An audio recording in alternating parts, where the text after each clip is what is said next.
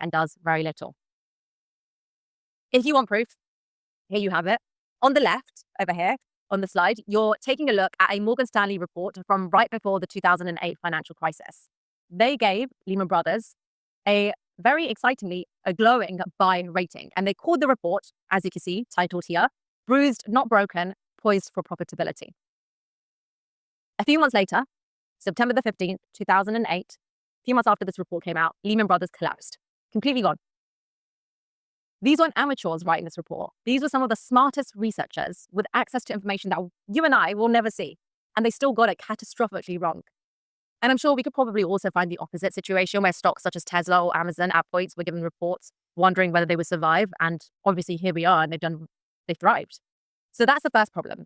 Even the experts don't know. And the data backs it up. Over the long term, most active funds just don't beat the market. The second problem here is fees. And you might think, oh, fees, they're not that big of a deal. And I want to show you how wrong that is.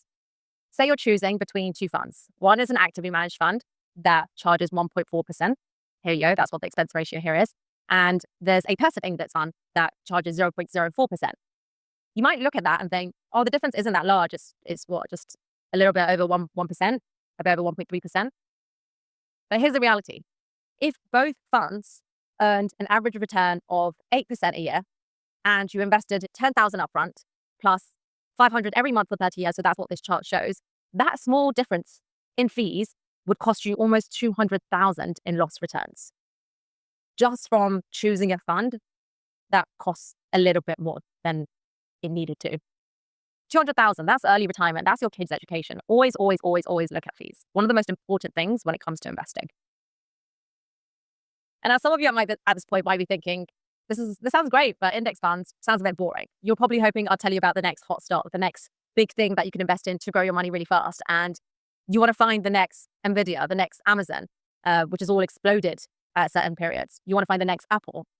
You've probably even seen someone online saying they made 400% returns or that there's this unmissable opportunity. And you're thinking, yeah, I want in on that.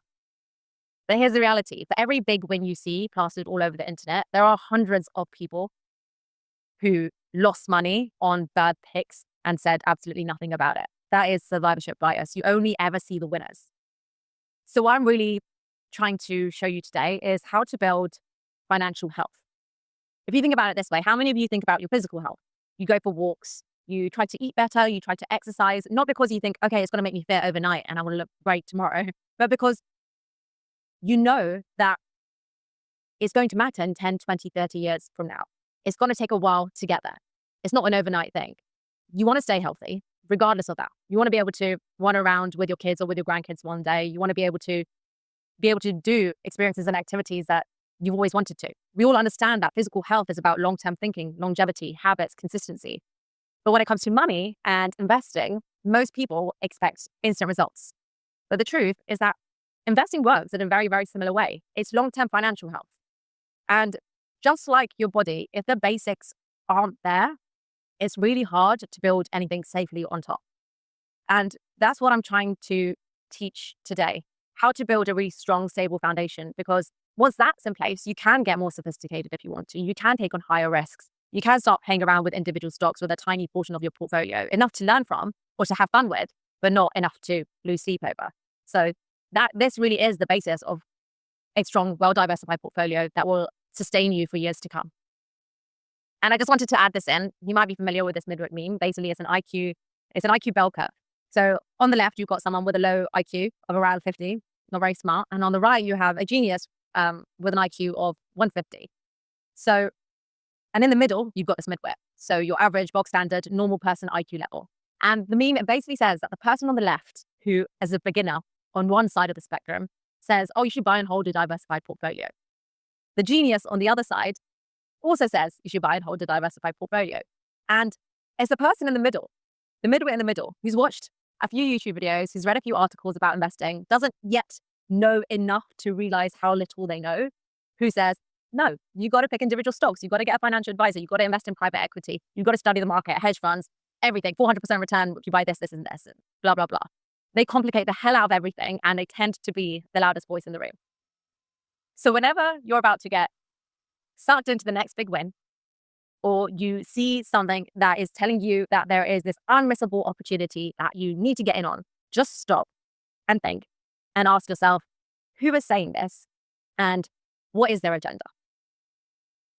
Cool. And if you're still unsure, I added this slide in. Don't take my word for it. Take Warren Buffett. He is arguably the greatest investor in history. He's made billions and says the best way for investors to outperform fund managers is to put it in low-cost index funds. Not only does he say it, he's written it into his will. He has instructed his trustee to put 90% of his money into low-cost index funds. So that's pretty much your answer to building a solid investing foundation and creating a portfolio. Okay. By the way, I'm doing a Q&A at the end, so I know you'll have a bunch of questions. Make note of them, write them down, and I'll go through as many as I can at the end.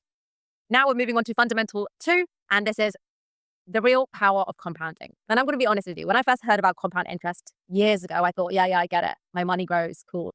But when I actually saw what it meant for my life and how the numbers stacked up, it stopped being this abstract concept and became this massive wake-up call that made me realize every single month I wasn't investing properly was actually costing me years of freedom later down the line. So let me show you.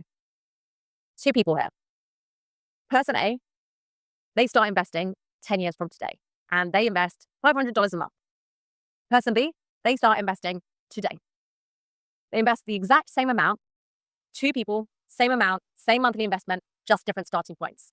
They both earn an average return of 8% per year. And by the way, that 8% number, it isn't plucked out of thin air. I haven't made it up. Historically, the US stock market has returned on average around 9 to 10% a year before inflation, or about 6 to 7% after inflation. So I'm using 8% as a fair middle ground. Now let's look at the results. Let's look to see what each of these people ended up with had they invested for 35 years. What would their portfolio be worth 35 years from today? Well, actually, they wouldn't both be investing for 35 years because person A started in 10 years. But let's see, if they started 10 years from today, person B starts today, what will their portfolio be worth 35 years from now? So person A, they would have contributed $150,000 of their own money. And they would have ended up with just under $440,000. Person B, on the right-hand side, they would have contributed in that time $210,000 of their own money. And they would have ended up with a portfolio worth just over $1 million. So person B, who started today, invested $60,000 more, ended up with over $500,000 or equivalent more. Just $60,000, now they'd invested more over that time period, but ended up with over $500,000. That 10-year head start, and 10 years, it seems like nothing. It can go in like a blink. 10 years turned an extra $60,000 into an extra $500,000. And that's why starting early is so important and what it does for you. I'm not showing you this to make you feel bad. Trust me. I used to say the same things. I used to say things like, I'll start next year when I've saved more. I'll start when I fully understand everything. But when someone showed me 2 scenarios just like this, side by side, I realized every month I waited wasn't just that month's investment. It was also the compound growth on that money that I was losing. And if you're sitting there thinking, well, that's great if you're 25 or 30, but I'm in my 40s or 50s, so what's the point now? I want to say it really is not too late. It just means your strategy needs to look a little bit different. You might not have 30 years or 40 years of compounding ahead, sure, but you do have experience. You do have often a higher income so that you can invest more on a monthly basis. You often have a clearer sense of what you're working towards, and that's very, very powerful. And the beauty of compounding is that it doesn't just work over decades. It works every single year that your money is invested.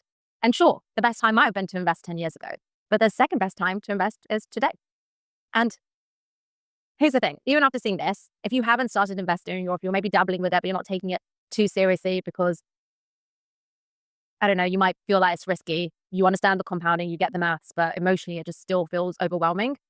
Well, I did want to show you that there is another kind of risk that hardly anyone talks about, which is the risk of doing nothing. And that is inflation. These are real prices from the 1980s. Sorry, just give me a second. These are real prices for the 1980s.